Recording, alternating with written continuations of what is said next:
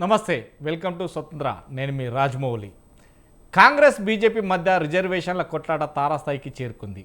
అన్ని రంగాల్లో ఓబీసీ వివక్ష ఎదుర్కొంటున్నారని కాంగ్రెస్ అగ్రనేత రాహుల్ గాంధీ ఆరోపించారు. ఓబీసీల చరిత్రను బీజేపీ బీఆర్ఎస్ ఉద్దేశపూర్వకంగా చెరిపేసిందని అన్నారు. విమర్శలు గుప్పించారు.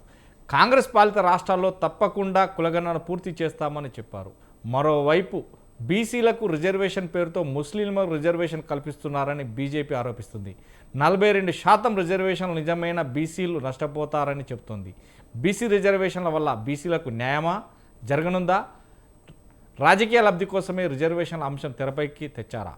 ఇలాంటి అంశాలపైన ఇవాటి బిగ్ టాక్లో చర్చిద్దాం.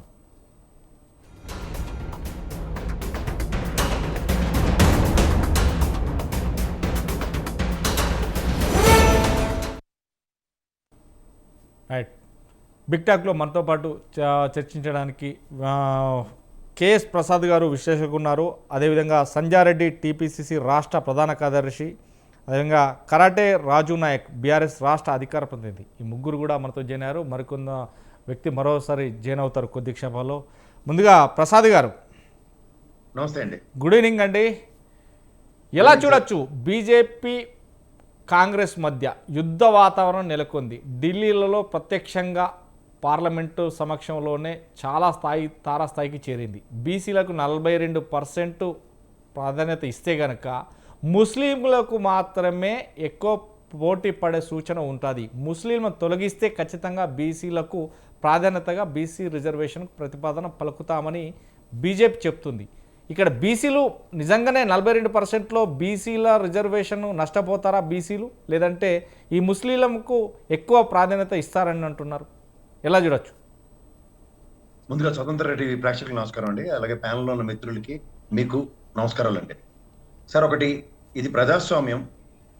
మన అదృష్టమో దురదృష్టమో తెలియదు కానీ సార్, 2014 నుంచి ఎవరైతే ప్రజల కోసం ఆలోచిస్తూ ఉంటారో వాళ్ళకి అందరూ మాత్రం ఖచ్చితంగా బీజేపీకి శత్రువులు. అది కాంగ్రెస్ అవనండి, ఇక్కడ తెలంగాణ రాష్ట్ర సమితి పార్టీ అవనివ్వండి, అక్కడ వైఎస్ఆర్సీపీ అవనండి, తెలుగుదేశం అవనండి, ఎవరైనా సరే ఆ లాడించే కోతాట్లో ఎవరైతే ఆడతారో వాళ్ళంటేనే మక్కువ చూపిస్తారు. వాళ్ళ జీవితాంతం డబుల్ ఇంజన్ సర్కారు. ఎంతసేపు వాళ్ళొక్కలే ఏదో హిందూ పుట్టుకు పెట్టినట్టు, వాళ్ళకే హిందువుల మీద ఏదో మమకారం ఉన్నట్టు, ఈ ముస్లిం దేశస్తులు ఏదో మన దేశంలోకి ఏదో చొరబాటుదారుల్లో వచ్చినట్టు అది ఇష్టం వచ్చినట్టు ఫీల్ అయ్యి వాళ్ళ ఎజెండాతో మన నెత్తికి రుద్దుదామని. ఇది కాన్స్టిట్యూషన్ అమెండ్మెంట్తో, ఇది సెక్యులర్ దేశం, హిందూ ముస్లింల సఖ్యత ఎలా ఉంటుందో, ముస్లిం రిజర్వేషన్ వాళ్ళకి సెపరేట్గా గతంలో రాజశేఖర రెడ్డి గారి గవర్నమెంట్లో ఎలా ఇచ్చారో దాన్ని కేసీఆర్ గారు ఎలా కంటిన్యూ చేశారో, ఇవాళ ఏ విధమైన పొరపచ్చులు లేని తెలంగాణ సమాజంలో హిందూ ముస్లింల సఖ్యత ఎలా ఉంటుందో మనం చూసాం. ఇవేవి వాళ్ళకి అక్కర్లేదు. ఈ లేదా మన ఉద్ధరించి ఊళ్ళేళ్ళినట్టు మనకి గతి లేక, మనకి బుర్ర లేక ప్రజలు ఆ బీజేపీ లాంటి వాళ్ళని గెలిపించుకుని మన నెత్తికి తెచ్చుకుని వాళ్ళు చెప్పిన కోతి మాటలు మనం వింటే వీళ్ళకి దేశ జనాభా గురించే గుణం కూడా లేదు, దమ్ము కూడా లేదు. అలాగే కులగణనం చేసే దమ్ము ధైర్యం అంతకనే లేదు. కేవలం ఏంటంటే బ్రాండ్ అంబాసిడర్ల నేను బీసీ ప్రధానమంత్రిని అని ఒక మాట చెప్పుకొని బీసీల నోట్లో మట్టి కొడుతున్న వాళ్ళు ఎవరంటే బీజేపీ గవర్నమెంట్. ఎక్కడైతే 42% దగ్గర అన్యాయం జరిగిపోతుంది, ఆక్రమణ జరిగిపోతుంది, ముందు ఏదైతేనే ముందు రిజర్వేషన్లు అనేవి ఏ ప్రాతిపదిక మీద ఇవ్వాలో ముందు జనగణన చేసి కులగణన జరిగితే, జనగణన కులగణన జరిగితే ఖచ్చితంగా ఎవరెవరు ఎంత పర్సంటేజ్లు ఉన్నారో, ఇవాళ నా prediction is not wrong, not less than 65% దగ్గర బీసీ సామాజిక వర్గం ఉంటుంది దేశ కులగణన చేస్తే.